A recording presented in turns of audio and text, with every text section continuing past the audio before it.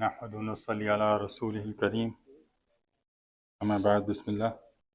We are in the blessed 10 days of Dhul Hijjah, and we talked about how blessed they are, what are the virtues of these 10 days, as Allah SWT mentions in Quran, أعوذ بالله من الشيطان الرجيم والفجر وليال عشر. And we talked about that in detail last time.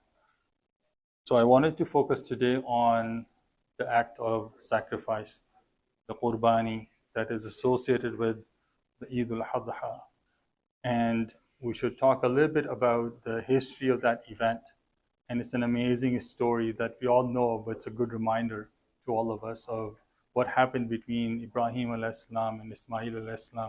years ago, hundreds of years ago. And it's not just a story of a father and a son, it's actually a story of submission to Allah subhanahu wa ta'ala, the love of Allah subhanahu wa ta'ala, the obedience to Allah subhanahu wa ta'ala. Before we go into the story, just some background on Ibrahim al-Islam. He's one of the 5 ulul azm anbiya, the prophets, who are firm in their obedience of Allah subhanahu wa ta'ala, firm in their action. And he's called as like one person being the ummah because he was unique in many ways. Even today, he's considered the father of all the major religions in the world. But he had been tested by Allah subhanahu wa ta'ala in a lot of ways that other prophets were not. He was thrown into fire. He was rejected by his people. And then he was commanded to leave his wife and young child, in desert. So definitely there are lots of challenges that he faced and lots of tests that he went through. And then came the biggest test, which was to sacrifice his son. So Ibrahim al-Islam did not have any children for the longest time. His wife was getting old age. He was of old age. And then Allah subhanahu wa ta'ala gave the glad tidings of Ismail al-Islam. And when Ismail al-Islam got older to the point where he was maybe 10, 12 years old, in the age where now you get to see how your child is growing. So again, you've built all the memories of your first child. And now you see that child getting to an age where maybe he will become a support for you soon. He will be someone who you can look towards in your old age and carry on the tradition and the lineage.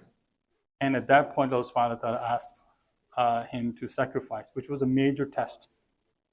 And the story is outlined in Surah As-Saffat, and we'll look at some verses from Surah As-Saffat, inshallah, today to understand this situation.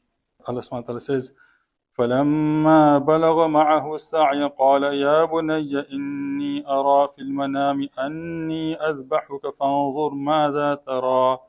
And when his son, was old enough to walk with him, Ibrahim al-Islam said, "O my son, I have seen a dream that I am slaughtering you.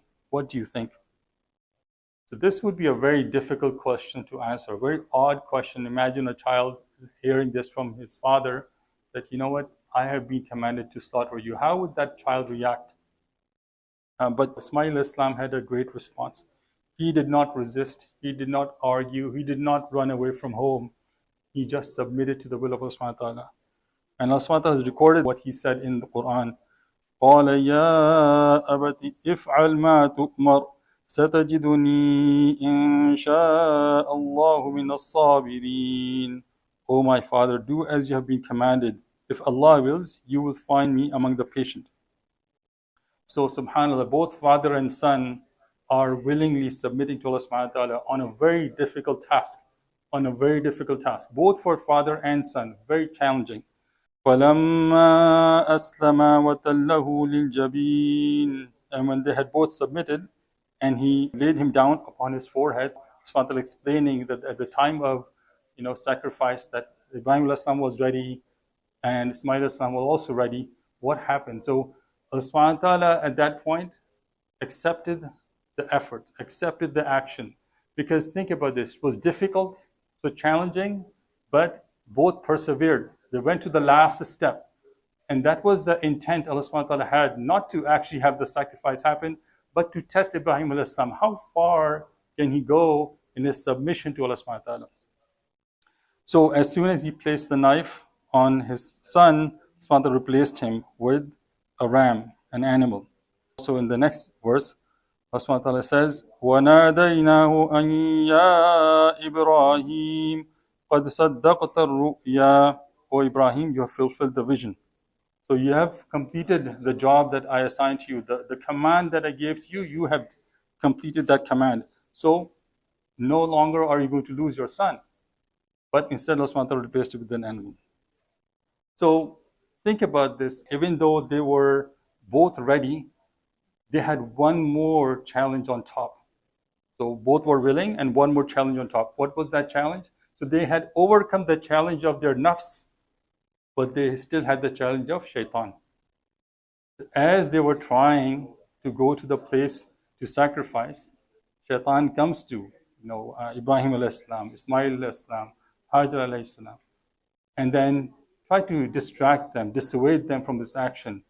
And at that point, Ibrahim alayhi salam threw stones at him and continued on his path. So another learning for us would be, it's not only about fighting our nafs, but also fighting against Shaitan. We should be mindful of that. When wasawis come, even though you're firm in your action, it happens, we are still rethinking in our head. Should we continue to do something which is hard? Simple thing could be, should I continue to reject a mortgage? The interest rate is so low these days. I can buy a house. Why should I rent? And you keep thinking to yourself, no, I want to be interest free. But friends around you, other people, no, take it, no problem. Allah Ta'ala will forgive.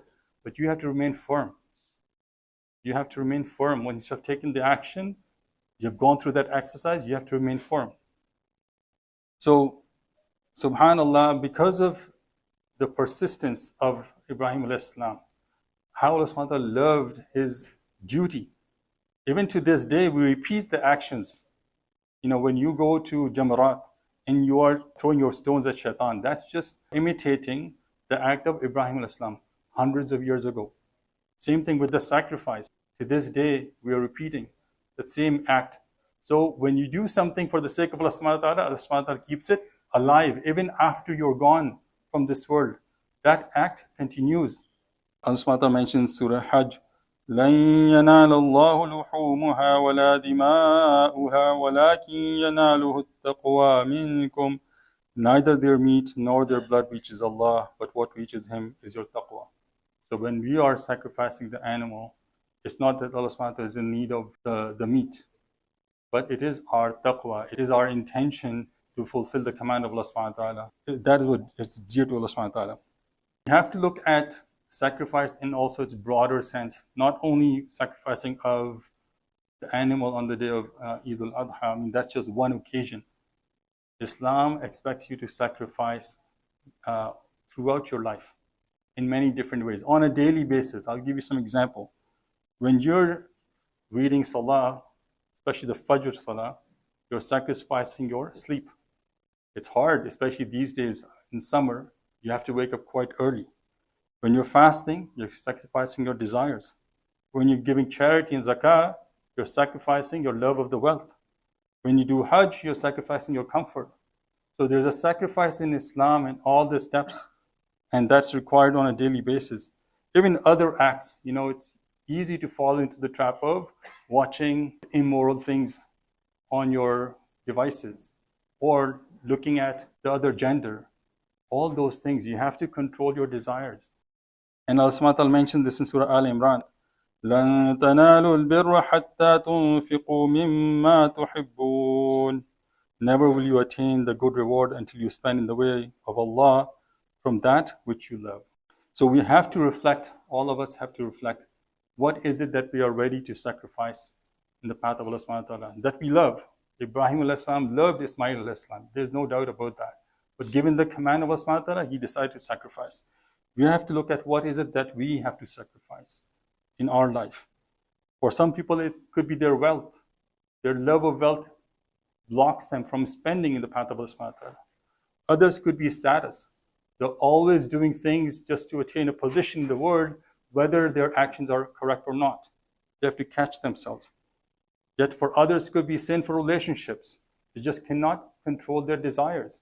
That's where the sacrifice has to happen.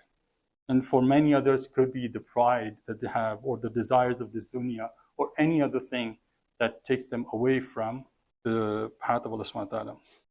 Nabi Sallallahu Alaihi Wasallam mentions in a narration, إِنَّكَ لَن تَدْعَ شَيْئًا لِلَّهِ عَزَّ وَجَلَّ إِلَّا بَدَّلَكَ اللَّهُ بِهِ مَا هُوَ خَيْرٌ لَكَ مِنْهُ. You will never leave something for the sake of Allah subhanahu wa ta'ala except that Allah will replace it with something better. So if you leave haram for Allah subhanahu wa ta'ala, He will replace it with peace. If you leave sin for Allah subhanahu wa ta'ala, He will replace it with purity for you. If you leave arrogance and pride for the sake of Allah subhanahu wa ta'ala, He will give you honor. So you are never losing. When you are sacrificing something for Allah subhanahu wa ta'ala, you are never losing. So may Allah subhanahu wa ta'ala make us among those who submit to Him completely and give us the sincerity like Ibrahim alayhi salam. Give us the obedience like Ismail alayhi salam, and accept our sacrifices and forgive our shortcomings. Amin ya Rabbal Alameen. Subhanakallah wa bihamdik. Nashhadu an la ilaha illa anta. Nastaghfiruka wa natubu ilayk.